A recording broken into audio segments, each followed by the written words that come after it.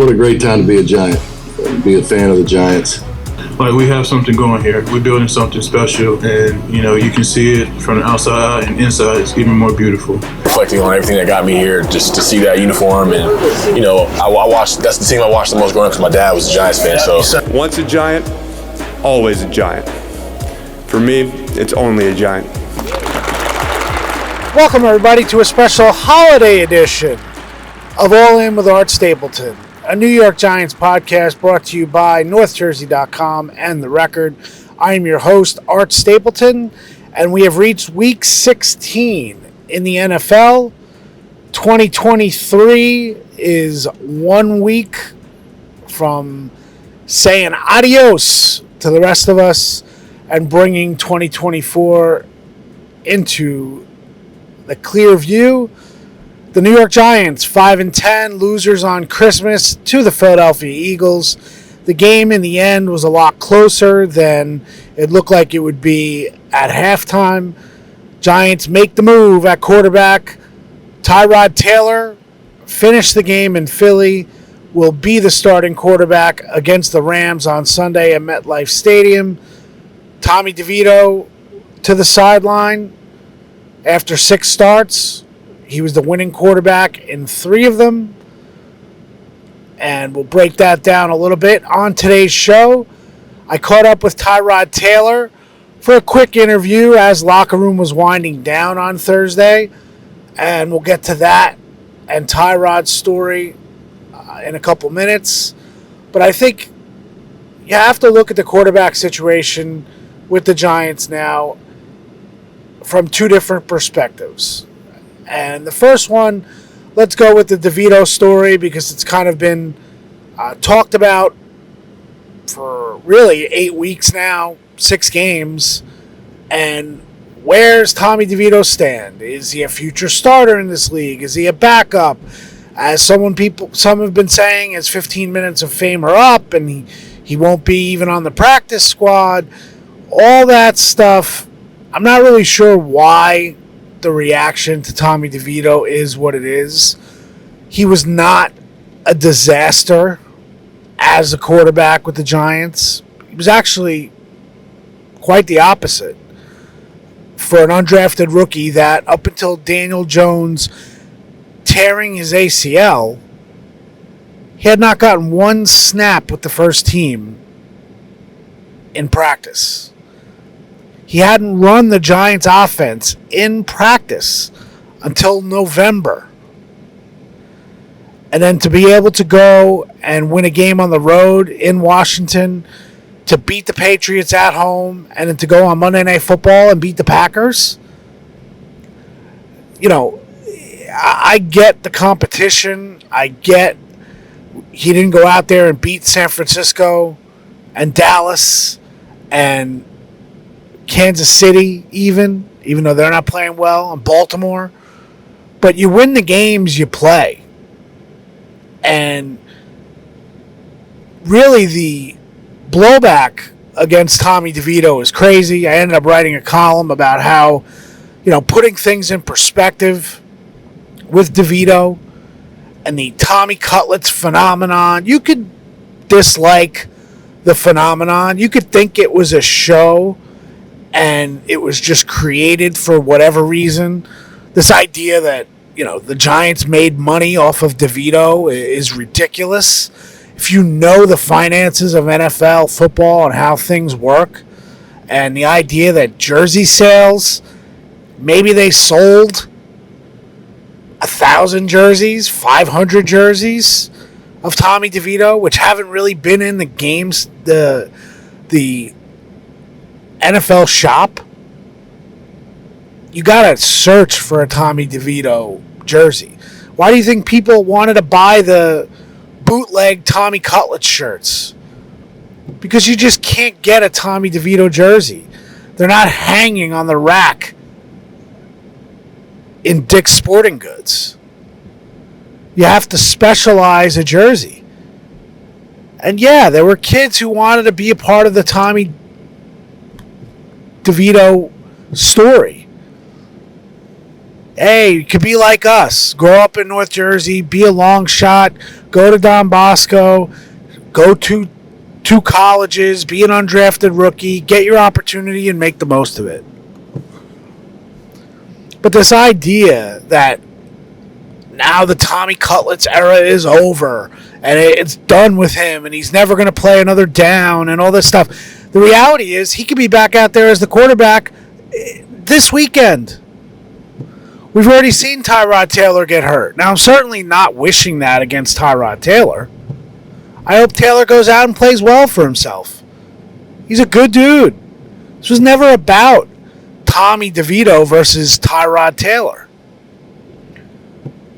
And just the idea that there's a part of this fan base that bought into this idea that the Giants weren't going to consider a quarterback for next year because Tommy DeVito was playing. It's ridiculous. I wrote about the popularity and the price of fame last week, and this week everyone wants to talk about the end of the Tommy Cutlets era. Tommy DeVito was given that nickname. I was in the locker room. Saquon Barkley called him Tommy Cutlets. And it's kind of funny because when Saquon was a rookie, Odell Beckham Jr. gave Saquon the nickname Saquads. And Saquon hated it. Now, Tommy DeVito did not come out and say he hated Tommy Cutlets. But in reality, I was there. A reporter asked Saquon Barkley about the nickname Tommy Cutlets because it was captured on the NFL Films mic'd up segment with Saquon against the Patriots. And Saquon was yelling Tommy Cutlets. And a reporter asked Saquon if Tommy liked the nickname. And I was there standing with Tommy DeVito when Saquon yelled across the locker room to DeVito and asked him if he was good with Tommy Cutlets. Now, what do you think Tommy DeVito is going to do in that situation? Tell Saquon no? So he said, yeah, if you're good with it, I'll roll with it. And that's how Tommy Cutlets happened. And all of a sudden it started showing up on t-shirts, bootleg t-shirts, beer, craft beer brewed locally in Jersey City.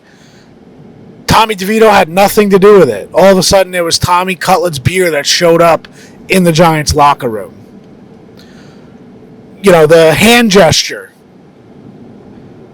The hand gesture that was suggested to Tommy by Phil Bazzario, an assistant athletic trainer with the Giants. It wasn't Tommy DeVito who said, hey, I'm going to start doing this and walk around doing it. He bought into it because everyone else was buying into it. And that's what happened. So this isn't about feeling sorry for Tommy DeVito. Tommy DeVito earned this opportunity. And to listen to some people over the last 72 hours or so, you'd almost think that Tommy DeVito won a contest that John Mara and Steve Tisch put out there to generate buzz around the team that was 2-10 or 2-8 at the time. And the idea was, well, you know, they stuck with Tommy DeVito because it was a popularity contest and he was going to make money. Guess what? When Tommy DeVito got the nod over Tyrod Taylor, the tickets for the Monday Night Football game against Green Bay were already sold. They were either sold to Giants fans who either kept them themselves, sold to other Giants fans, didn't use them, or sold them to Packers fans. Anyone who was in that building saw the green and gold in the lower bowl. There were cheese heads aplenty at MetLife for the Monday night game.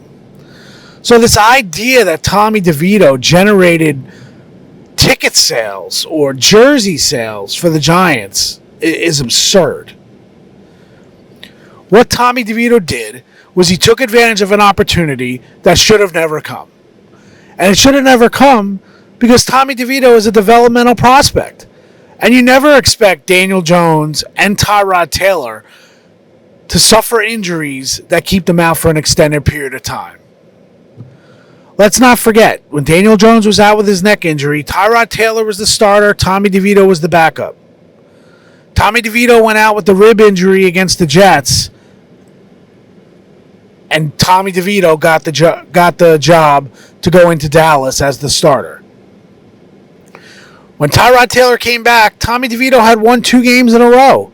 Yes, he had beaten Washington and New England, but he still beat Washington and New England. So what's Brian Daboll supposed to do? He's supposed to bench him after 2 wins and bring Tyrod Taylor off the bench after he's been out for 5 weeks, including the bye week? It wasn't going to happen. So they stuck with Tommy DeVito, and lo and behold, they won the game against Green Bay. So it was the right decision.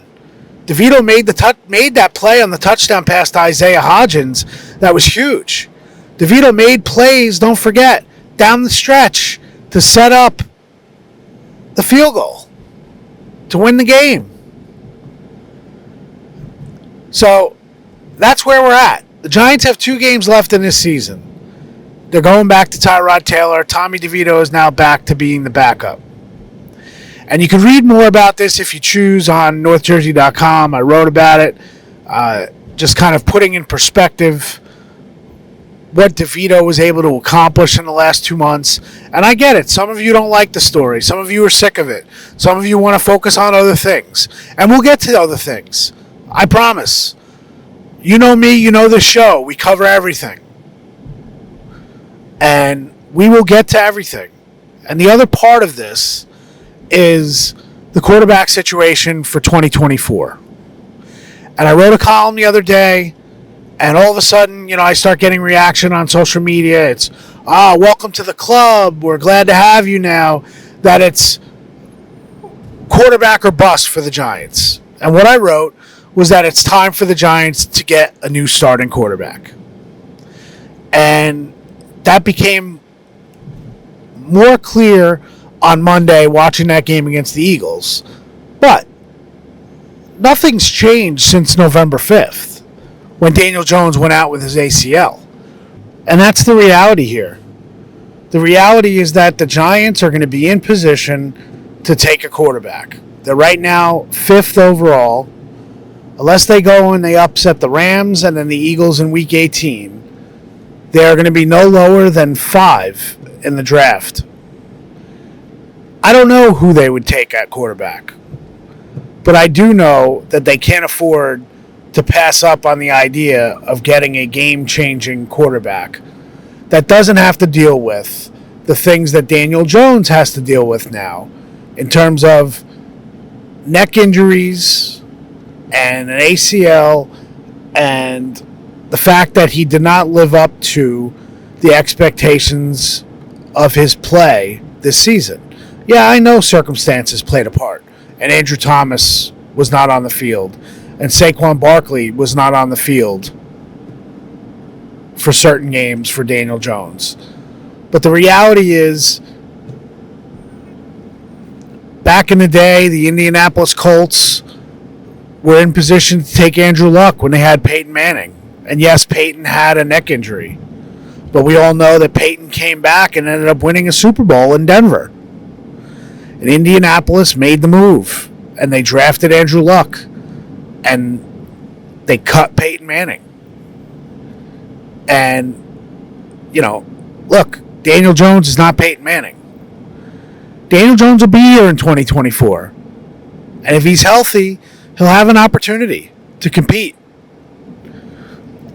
But to me, it was the same as when he got hurt, on the day he got hurt.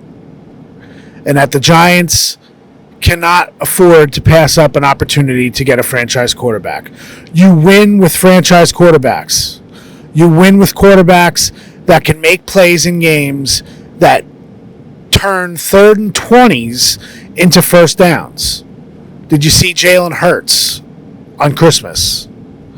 Jalen Hurts didn't play a great game against the Giants, but when there were plays to be made, he made the plays. Daniel Jones made a lot of those plays last year. He didn't this year. There was something concerning about the way he performed this year. It just wasn't the same.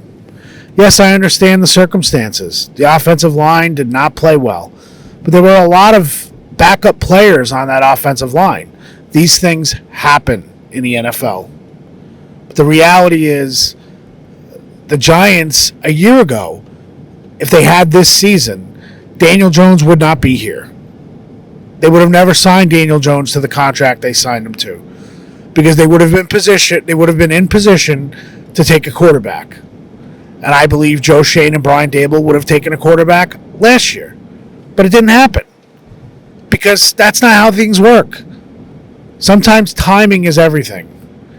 And with the Giants, the timing right now is going to put them in position to take a quarterback. Now, does that make next year's quarterback room look like a rookie, Daniel Jones, and Tommy DeVito? Yeah, maybe. Does Tommy DeVito do enough in the offseason to show that he can be a third quarterback on the roster? Or do they look to deal Tommy DeVito at some point? That's all questions for down the road. The reality is, nothing that Tommy DeVito or Tyrod Taylor did over the last 2 months when Daniel Jones got hurt suggests to me that Joe Schoen needs to consider other options at other positions, because Giants are set at quarterback. Never once did I utter that, regardless of how many stories, regardless of how much we talked about Tommy DeVito. You can appreciate the story and also see the forest through the trees. I'd like to think that, for the most part, those who are independent thinkers and listen to the show or read my coverage on NorthJersey.com know where I'm coming from. So let's get to Tyrod. And I talked to Tyrod about his journey and how much his experience comes up when he's talking to younger players, older players. You know, let's not forget, Tyrod was in Buffalo and was shipped out, paid the way for Josh Allen. Was also in Cleveland and ultimately left Cleveland for Baker Mayfield. And then he was in San Diego / LA when the Chargers drafted Justin Herbert. And we know Tyrod having to leave the Chargers ultimately had a lot more to do with the injury and the mishap with the team doctor and the alleged malpractice when he had issues before the game, took a shot for a rib injury, and ultimately it was just the worst case scenario for Tyrod. And Herbert ended up taking over, and then that was it with the Chargers. So I'm interested to see how Tyrod plays on Sunday. Maybe he gained a little relief in terms of now he can just let things fly. Let it go. When he took over for Daniel Jones, there was still a lot on the line. And, you know, maybe they were a little apprehensive. But, you know, Tyrod didn't play great against the Eagles. Missed a throw to Saquon, missed a throw to Darren Waller that, had he hit either one of those, maybe the Giants do beat the Eagles. Made an unbelievable throw to Darius Slayton. And Darius Slayton, with incredible body control, to control that pass, keep his feet in bounds, and be able to stop on a dime and sprint to the end zone for a 69-yard touchdown. It was a great play, both by Tyrod and by Darius Slayton. So without further ado, let me get to my interview with Tyrod Taylor. You know, he talked on Wednesday, so usually doesn't talk on a second day, but he was graceful enough to talk to me for a couple minutes, and here's what I got with Tyrod. Possibly two. I typically only talk on Wednesdays. I know.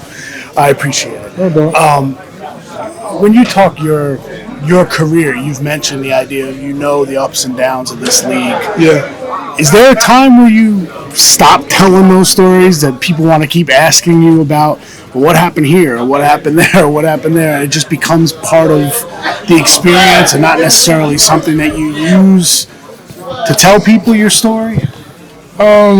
Yeah, I mean, yeah. Every time I sit down and talk, I mean, yeah. The reality of it is, yes, I have been through a number of things, but that doesn't make me any different than anybody else in this locker room. Everyone's going through something, right? Whether it's on the personal side or in their career as well too. Yeah. So, but I also understand that sharing my story can give strength to someone else that's battling something too. So I don't shy away from the reality of the situation either. I embrace the journey and just continue to keep pressing forward. How much can you gain from this experience this year? Yeah, I think having the right perspective with anything that you go through, there's always something to gain from it. And having a chance earlier this year to come in and play, giving the team a spark, dealing with the injury. On the emotional side, I went through a lot of different emotions this year. But at the end of the day, I stand here today and I have my health, and I still have the same joy and the love for the game that I've always had, and excited to be able to go out each and every day. Thankful for the opportunity to be able to go out and compete, and that's what I look forward to day in and day out. One more about that competition. When you sit down this week and you know you're competing against that defense and you start breaking down the film, and I know you always prepare to start a game, but you know you're starting this one. What are the juices like? I would imagine the competitive juices get going. Yeah, you try not a team like that for sure. But you try not to get too high on the emotional side or on the emotional side too early in the week. You understand that it's a process that takes you up to that game mentally and physically, and do continue to my routine. Obviously, this is a fast defense, a very good defense. They create a lot of different problems, but I'm excited to be able to go out there with this group of guys that we have here in this locker room and compete at a high level. You know you guys aren't going to the playoffs, but when you have a team that's fighting for their playoff lives, is there extra motivation because of that, knowing what's at stake for them? Yeah. Does that raise the stakes for you guys? Yeah, I mean, I don't know if it's extra. I mean, anytime you get a chance to compete and they're keeping score, you want to win. That's why we all are here today, because we're competitive. Not to use the word addiction, but we're kind of addicted to competing. That's not technically the right word, but so I don't use that out of context. But we all love to compete within this locker room. So if they're keeping score, we want to win.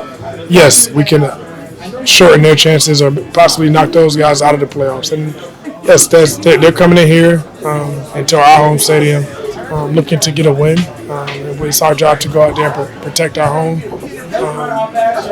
and finish off the season on a strong note. Thanks, man. No problem. Thank you. Appreciate it. All right, my thanks to Tyrod Taylor for joining me. Again, much appreciated. And it's going to be interesting on Sunday to see what the crowd looks like, how the fans embrace this team at 5-10. The weather's not going to be terrible, so maybe more fans will come out to the game, knowing that there are only 2 games left in this season. But the Rams are a good team. The Rams have turned their season around. 5-1 in their last 6 games. Matthew Stafford's playing at a very high level. This defense is playing well. And I think they're going to give the Giants some problems. Giants need their defense to play well early on. Keep them in the game. Maybe Tyrod hits a couple big plays, and the Giants are close in the second half, gain some momentum from the fans that are in the building, and maybe they play spoiler a little bit, like I said to Tyrod.